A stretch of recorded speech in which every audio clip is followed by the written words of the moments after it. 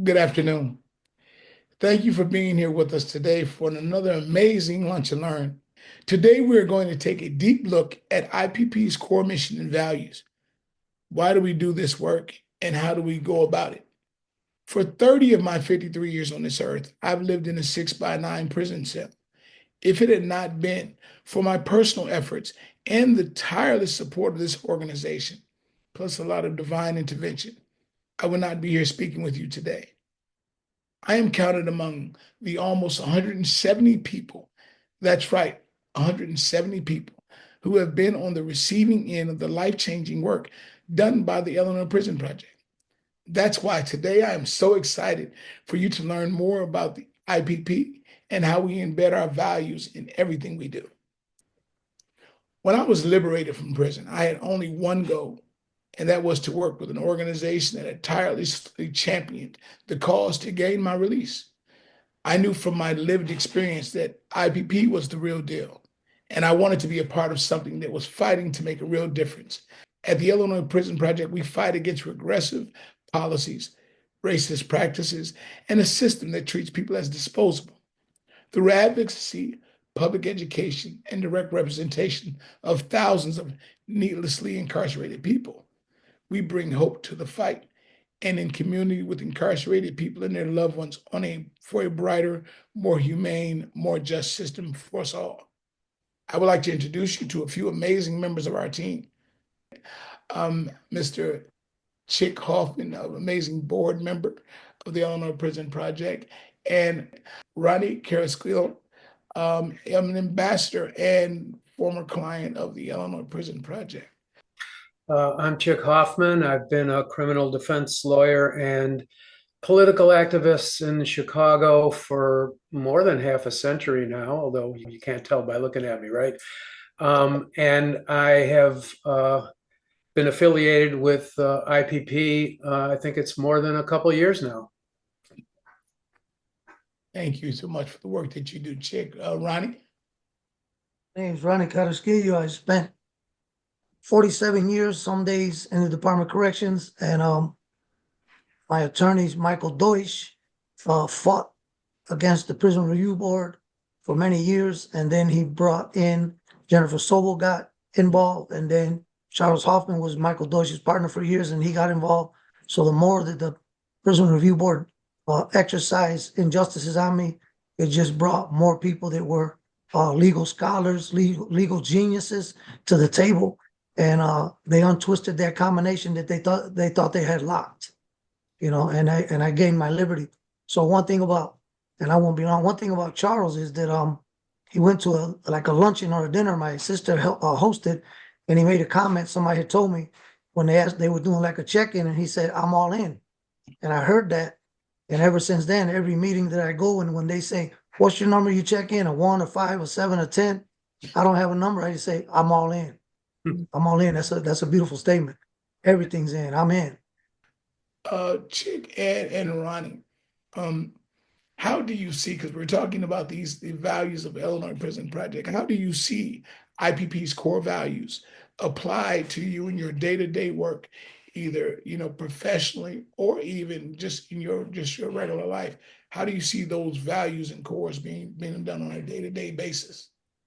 I've always tried to see that justice is done in the court system, which is kind of a difficult thing. And I think that IPP's core values are reflected in the two gentlemen who are on my left and right. I mean, you two are now highly valued, contributing members of society who, had it not been for IPP, would still be doing time in prison rather than contributing to your communities and also furthering the values and the mission of IPP. I think the proof is in the pudding, and it's so great to be aligned with an organization that puts the Illinois Constitution actually into practice. The Illinois Constitution says all sentences shall be made according to both the seriousness of the offense and with the objective of restoring people to useful citizenship.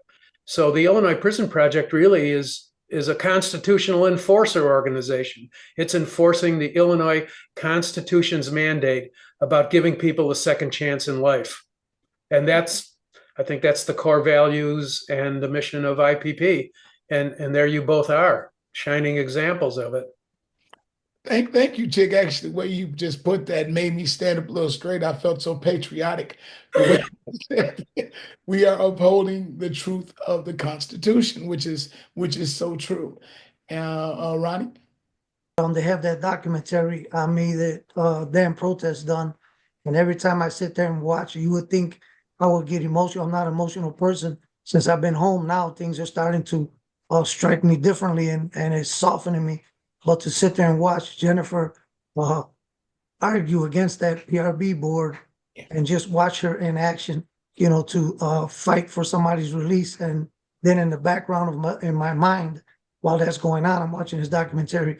I know she participated in hundreds of people's release, and I was with these brothers when the actual word came to them to be released, and watched their joy and watched the whole deck, the whole prison just uproar. Another one.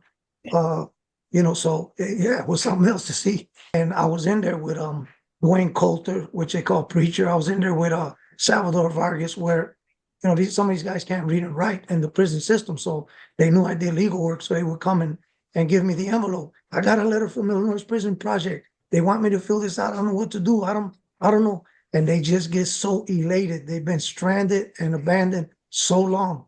They're just that letter, and they don't know if they're going to take their case or not, but just that letter alone, they walk as a new person. So that's what Illinois Prison Projects don't see from the outside. They know they're reaching in there. But when you're on the gallery with a person when you're around him 5, 7, 10 years and see him distraught, but to see him lighten up, because Illinois Prison Project, that's the reputation that you guys and she developed in there. And it's like almost if those guys in there believe that if they even just take their case, I'm home. They believe they're that strong. They believe they're that powerful. And to see that life come on these guys and light up their life, it's amazing to see. I participated on that side, and I participated on this side to go to this ambassadorship and watch the strategies of teaching how to speak, to do that about sexual harassment in the business field, just to get in the program. All the stuff that I seen that I had to go through to even get involved, how organized it is, and how serious it is, and how man, you really got it covered, man. They did their homework. I'm an organizer. I've been an organizer since a kid. And when I recognize organization, I said, wow, they did. This is superb. This is top notch. And then to be in there with Ronaldo or even Gigi, these people that are not afraid to check you and say, hey, you need to speak this way, not that way. They will stop you and actually correct your language to make you see another way of speaking it. And so I'm in school again, and I never too late to learn too much. I need to learn so that I could be better at helping people that help me, and they help me to sit right where I am. Chick, how do you contribute to ensuring that IPP stays aligned with its mission and values as a board member? Well, it's not hard, I can tell you that. IPP is a not-for-profit organization, so by law it has to have a board, and it actually has 2 boards because there's 2 parts to it. And I mean, well, I got affiliated with IPP first, long before I became a member of the board. As I mentioned, I'm a lawyer, and I did work with IPP, talked to IPP lawyers about their cases, consulted with them, trying to give them some advice as somebody who's been through this for a long time. And before I joined the board, I actually saw the nuts and bolts works of IPP lawyers. And when I became a board member, I saw the workings of the behind the scenes stuff, putting together a budget, figuring out where resources should go. So as a board member, we have to approve the budget. And when we do that, we see what IPP has planned, whether the planned expansions are in accordance with the mission and values. But the other people on the board and the officers at IPP are so invested in the mission and the values that it's easy to approve what they want, because I don't think there's ever been anything that hasn't been suggested that isn't in accord with the mission and values of IPP. So it's not a hard job being on the board. It's basically watching people do what they do best and saying, yeah, keep it up. Mm.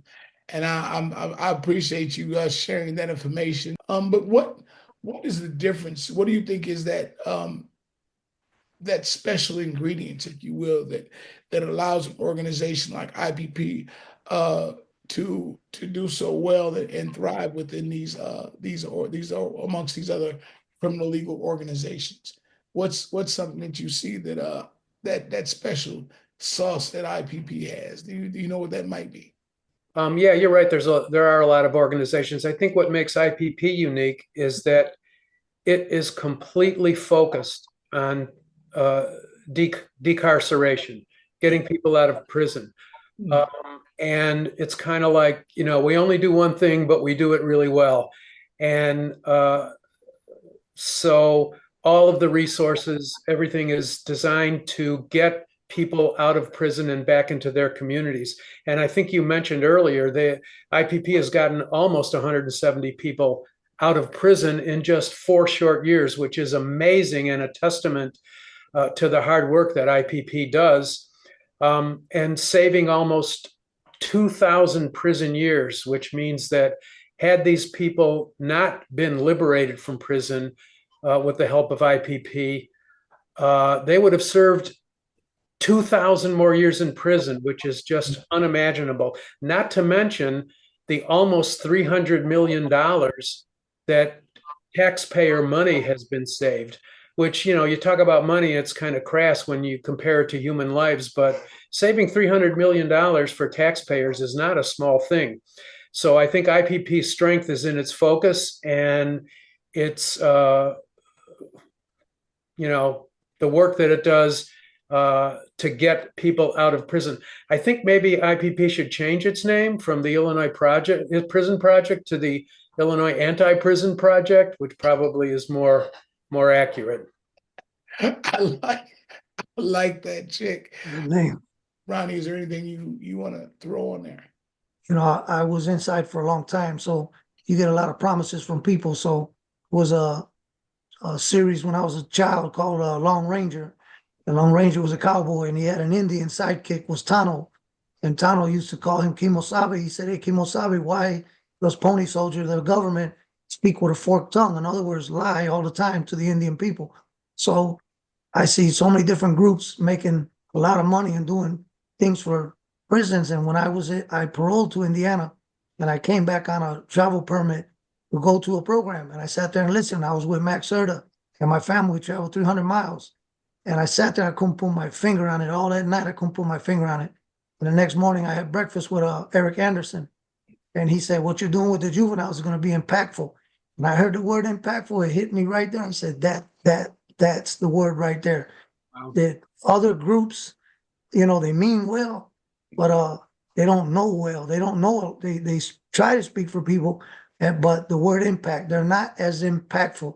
The Illinois Prison Project is the most impactful entity that I know existing on behalf of helping prisoners. The second part to that is that they don't lie to you. They're so professional. They're filling out forms. They follow up on their forms. They call you on the telephone and they guide you through the whole process. So, actually teach you as you're going along. So it's impactful. That's very impactful. And I work with a lot of churches. I work with people running for office. So many people in society, in the communities, have no idea of what's really going on with the system. I have political people asking me, "Hey, would you teach me about legislation? Would you teach me about the criminal justice system?" And I just, in my mind, I'm hearing them, but I'm saying to myself, how are our elected officials in these capacities and don't know what's going on? So it's like we need about 1,000 more ambassadors, Yeah. to go to different places. We got to turn out a whole bigger branch, or find bigger audiences.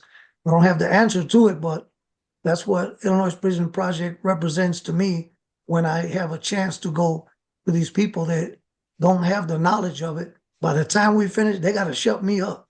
Because as you see now, by the time we finish, they're going to be like, wow, I'm going to go on there, I'm going to look at it. And they contribute and they get involved, you know. Mm. Well, well said, Ronnie. It may take a couple of years, but I think IPP may get up to 1,000 ambassadors someday.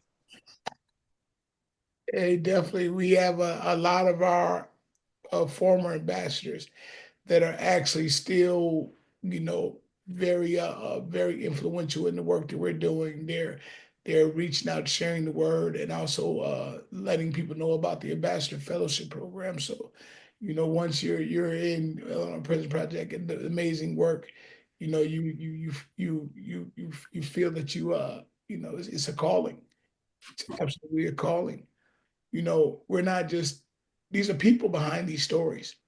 These are actually living, breathing people. We're not numbers. I know when I was in prison, I had to, they strip you of your name and you become the ID number. And to be able to drop that number when I got out, to be able to not, I don't even like saying that number. I'll never probably forget it. I want to, but to be able to, the way that IPP approaches, their influence in community is to focus on the people. These are lives. These are people. They have loved ones. They have children. We have children. We have so many. So it brings the humanity back, and I believe that that is one of the amazing secrets with IPP that we're able to do. We're able to tap into those people and stories and recognize that, you're not just talking about this file, a file inside of a folder, but Ronnie, myself, Vincent Carter, Vincent Bogan, we're all people. And I think that's a major thing that comes up with that as far as that influence, that tapping into the community. Ronnie, you spoke about the work that you're doing in the church. I'm sure that, a lot of the work that you're doing influences the work that you're doing in the community. I go to the churches, and my belief is, because I'm a history reader, I love history, and in the 1920s, 30s, that's where the people are. That's, the Baptist church and all these Southern Baptist church, Martin Luther King, all these people. That's where you went to meet. That's where you went to train your people. So for us to find the people, they're in the schools. So we've been going to colleges lately, and when I see all the students in there taking notes and being inquisitive about this and the questions after hearing the stuff. Some of them take my phone and they want to plug in and be an intern somewhere. Could you help me go somewhere? So the network is just, I thought it was already big. It's just growing more and more and more and more, you know. So we just become trainers, constant trainers. Just a follow up on what you said, Anavil. Unlike a lot of lawyers, IPP lawyers don't say, I've got a case. They say, I've got a client. Recognizing that they're working for people, not just on issues, which I think, that kind of consciousness plays out in the relationship between a lawyer and a client. So true. I think that's something I learned early on when I was inside of Dixon Correctional Center with Ronnie. And I had an amazing attorney from the Illinois Prison Project, Miss Rachel White Domain.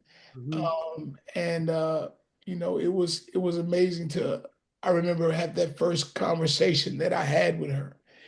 And I came back to my cell after my attorney visit, and I immediately told my cellmate, she heard my story, to be able to share it and to tell it without any judgment, to hear what I had to say, because I'm so used to, before I even speak, not being believed. I'm sorry before I even say I didn't. So, and I still have that, I guess that's something I learned over time, that being inside of a place like prison, you're constantly, when you speak to people, you think they don't believe you. But to be able to go into, to speak to an attorney and speak to her and have her listen to me and to believe me what I was saying. And to me, it was overwhelming emotionally for me to finally be able to be heard. And I think as you talk about Chick, that we have, not a case, but a client, that I felt that she didn't look at me as B65107. Mm.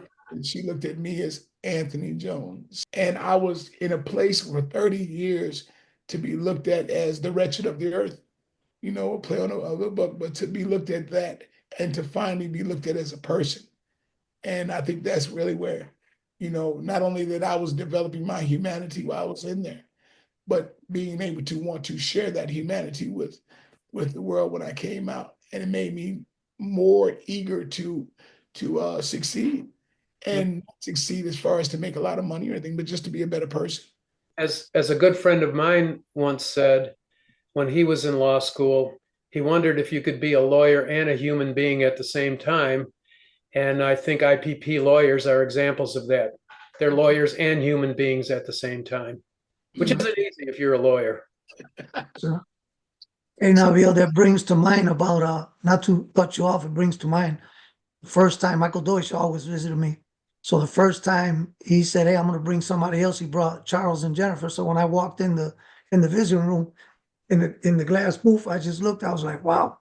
I didn't expect it. And so we went over stuff back and forth. So as I was leaving, the officers, they have a reputation in their mind of who I was supposed to be in their mind, and they hold me marginalized as that person, to this day. But as I was walking out, the officer was like, "Oh, you got a lot of money, boy. You got a lot of money. Look at all them lawyers you got." I'm just looking at him, and then, you got to hold your tongue. But I didn't. I just looked at him. I said, it's not money. I said, it's love. That what you see right there is love. It's not a nickel past the hand. Not a nickel went from one hand to the other.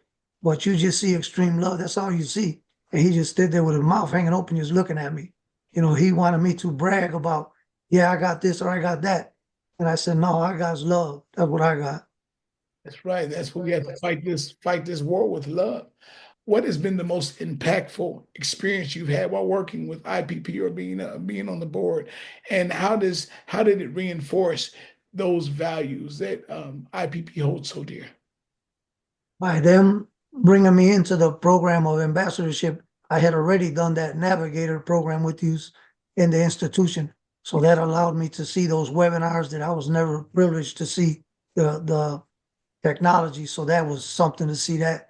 But to come outside and then actually walk into a lawyer's building, what is it, 30 stories high, in the downtown area, and to go in there and back to the organizational structure, the strategy and the method of listening to our stories, and then say, "We think you can correct it like this." Like Caitlin's the bomb with that. Sit there and, pop out, say, "No, no, I think you better if you express it this way, that way." And not only that, she's correcting when I'm speaking, but to hear her correct, and her and Jessica and Ronaldo correct the other students or ambassadors that are with us, to hear it and hear how they could do their story better.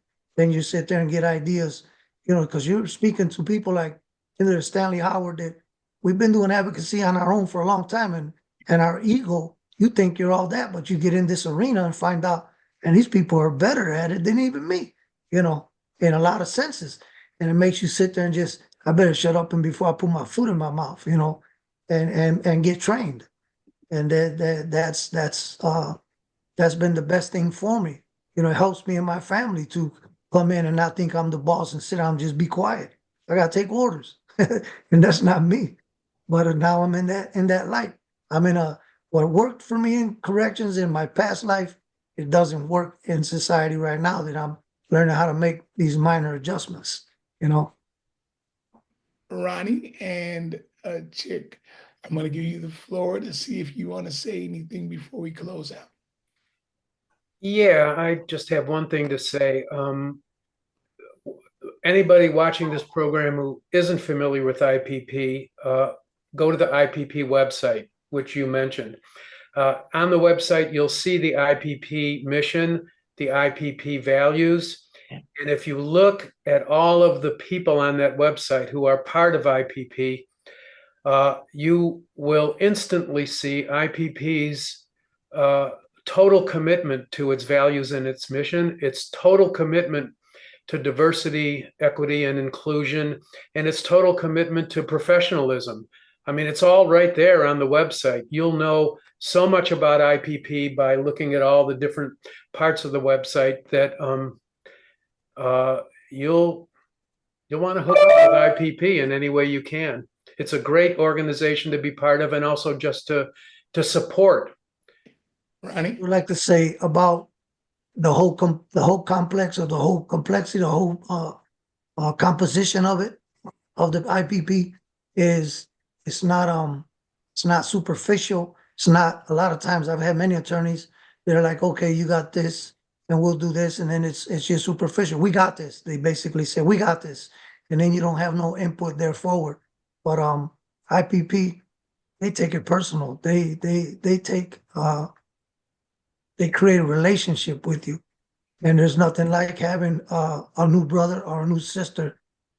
Even though they're attorneys, they take it more closer, to break bread with each other, to do. That's it. There's a difference in that, to me, and that reaches across that barrier of love, and I've seen love in action, and it moves 600 years a mountain out of my way. Thank you so much, Ronnie. And even as Chick said so eloquently, he said it, I didn't, but I agree.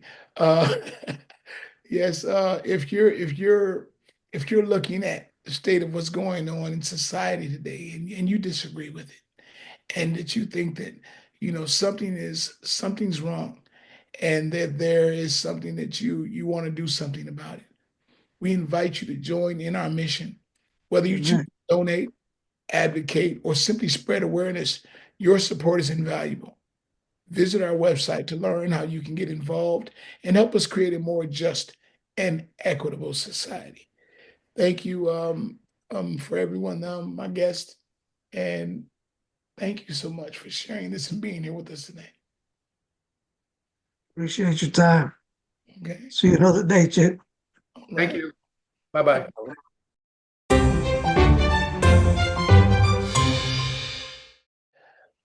This month's Lunch and Learn resource that we're highlighting is one of the resources that are actually in our amazing IPP website, which is actually the resource section. If you actually called IPP, and you may have called, well, you may have heard this baritone voice of Vince. How are you doing today, first of all? I'm great, man. Great. Great. Could you tell the audience, what do you do at the amazing organization, Illinois Prison Project? Well, I'm the intake coordinator for the Illinois Prison Project, and my primary job is to intake requests from prisoners seeking assistance in obtaining their freedom. And with that, individuals, loved ones, call IPP, asking for assistance for their loved ones. And in most cases, I give them, I navigate them to our website, which have several resources. The most popular one is our legal clinic, and they could do a legal clinic, fill out the legal clinic form, and request a visit with an attorney on every, I think, first Tuesday of the month or third Saturday of the month. We also have numerous resources in regards to filing a clemency. We have a clemency toolkit, Joe Coleman medical release handbook, and several other resources that individuals may be seeking. We try to provide resources for individuals so they can advocate for themselves in various ways. Navia, I heard you several times talk about how you used IPP's clemency commutation toolkit to do your commutation petition, and it was granted by the governor. So that same resource is available to everyone that's seeking resources from IPP. The men and women in prison, they utilize these resources as well, not the legal clinic, of course, but by way of our community navigators that's incarcerated. They help us provide resources to individuals that's in custody. So that's a way that they could obtain these same resources. But in most cases, our resources are being used, especially the legal clinic resource, by individuals whose incarcerated loved ones. Their loved ones contact us in regards to assisting their loved one in getting out of prison, and we, in most cases, direct them to our legal clinic, or we'll let them know about that resource that's on our website. Okay. Now, is these websites? I know when I first got out of prison, I served 30 years. I know you served over 30 years, and a lot of 32 years, 9 months, 2 days. How long again? 32 years, 9 months, and 2 days to be exact. That's Yes. And I see you definitely know the date to the number. Are these? I know we don't have access to a lot of these things. The technology is some difficult for me as well. Still, I'm still learning my iPhone. Are these mechanisms that we have access to the resources and the website? Is it user friendly? Is it user friendly, or is it something that I got to have some type of specialized knowledge to do? How does that work? Yes. IPP's website is very user friendly, especially when you using the computer. It's a little different with the telephone, but it's also user friendly for your, for the iPhone. I don't know about Android. For some reason, if someone did come across a problem, a challenge with navigating the website, is there anyone they can talk to?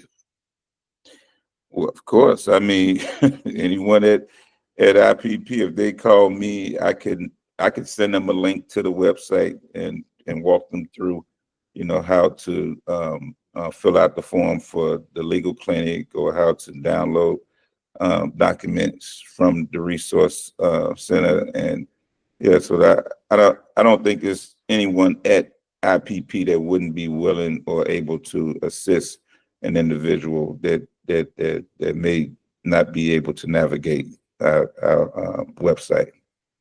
Thank you. Actually, also, you have another resource as well. Myself as a community navigator, you have the amazing Najee Webster as Gigi as one of our navigators as well. So if you reach out and call our number, we'll be glad to walk you through it. And if we don't know the answer, we will go to someone that will find the answer and get it back to you. That's our dedication and commitment to you and to our community.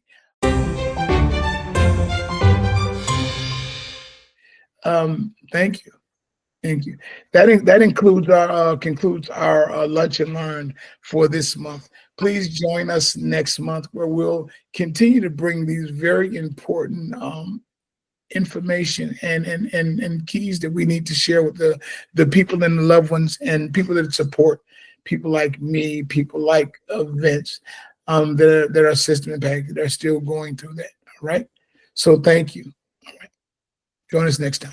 Thank you.